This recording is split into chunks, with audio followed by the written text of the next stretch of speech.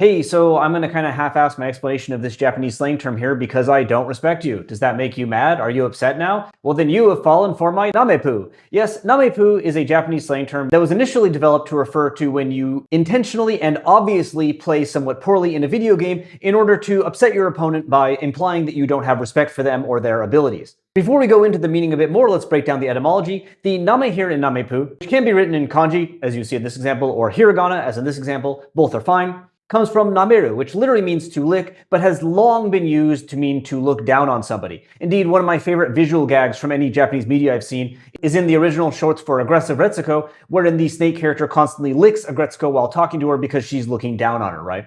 Pu then comes from pure, which refers here not to playing, but like a play you make in a game, and this has been seen in other slang terms such as numapu, which refers to a noob play, a bad play. If you're confused as to why, this is not the numa that you see in terms like numa ni hamatteru, like to be stuck in the swamp, which means to be obsessed with, but rather a more unfortunate origin of numa slang, which comes from a term for intellectual disability, which is chi-teki shogai, which got shortened to chisho, which is homophonous with a word for swamp, which got turned into swamp, which became used as the term for noob, and sometime around 2015 began to see use on the internet to refer to bad plays. It might have been a bit earlier than that, but this data is complicated by the fact that while you can find examples of numapu going back to like 2009 or so, they're actually referring to going to a specific pool, which is the Numakage Shimin Pool, which no longer exists as of last year, but was called numapu by a lot of people. But I did scan some of this pool discourse, and I couldn't find any numapu that were related to gaming until around, again, 2015. But namepu actually precedes this by quite a bit. This is obvious if you compare them on a Google Charts trend, but also just in the fact that I can see examples going back to 2009. And as you can see in these two examples, the top one is something related to Gundam, I can't really explain it, but the bottom one is very clear as the person notes that they can't understand whether or not their opponent was doing a namepu, or playing poorly intentionally to make them angry, or if their opponent was just stupid, but in either way they are upset. The namepu, intentional or not, has clearly succeeded in its intent.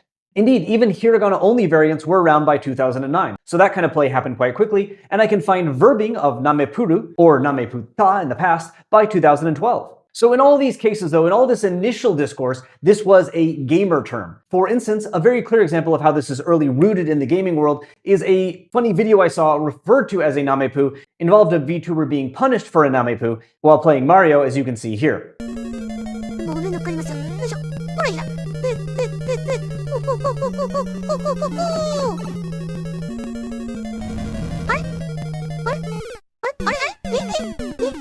And as you can clearly see from this video then, while the goal of the namepu is to make somebody angry by playing in a poor way, by making stupid decisions, it's not always successful. You may lose because of it. As namepu evolved though, it left the world of gaming. And I don't know what year exactly this happened, but it did happen quite a while ago. For instance, it's been discussed as a general thing you can do by My Navi Woman, which is not a gaming site. It's appeared in dialogue from Boku no Hero Academia. The use in this manga is saying like, don't namepu, stop playing lightly with me, I want to see your full strength, basically. And indeed was so interesting, I guess, that there's like BL made of it, which I found out while trying to find this panel. A lot of BL about it. And this website notes that it was chosen as one of the top gyaru terms for 2021 by the website GRP.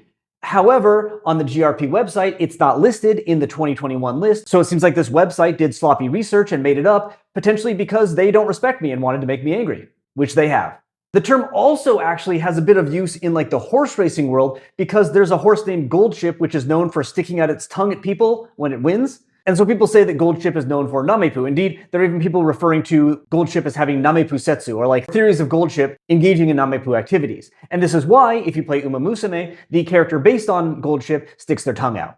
Anyway, let's look at some examples of how this namepu is used in the non-gaming world, because honestly, that's maybe where you'll see it in 2025.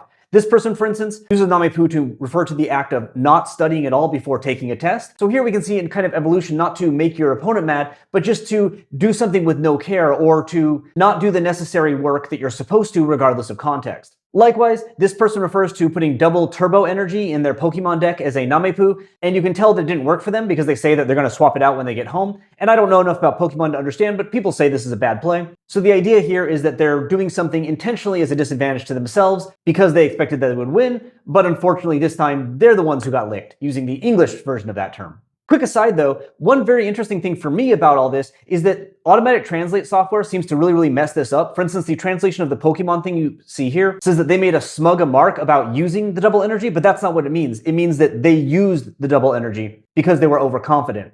And I saw this a lot where namepu was translated as like looking down on the activity they were doing rather than doing the activity. So I guess do be careful if you're clicking that robot button and believing the robot.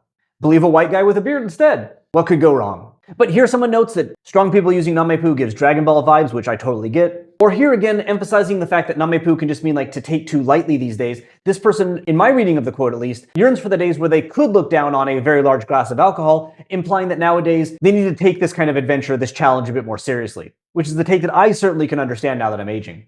There's also uses of namepu which seem to imply like just being overly cocky, such as this person who said they can walk between two places, but now has to walk this large distance. Or a really great example, I think, is this person here who notes that they're sick, but they're still going to do their best until tomorrow and then take the day off the next day, noting that this is kind of like tempting fate. Here they specifically call their plan namepu, so the idea is that they are aware they are doing something that is kind of stupid and is likely to cause them problems, sticking out their tongue and licking the future, I suppose. Keep in mind though, this is not the same as things like teabagging, etc. in English. There's a Japanese term called shitaikeri, or corpse kicking, and that's kind of more equivalent to that. This is specifically plays or actions or whatever that clearly and obviously take your opponent, be they in a video game, be they a test, be they just fate, more lightly than you should, because you don't think you need to go all out in order to win. So there you go. See you next time when we continue to namepu the Japanese language by thinking that we can fill this kind of stuff into our brain instead of the vocabulary, grammar, and other elements that we actually need to communicate with normal people in this wonderful language.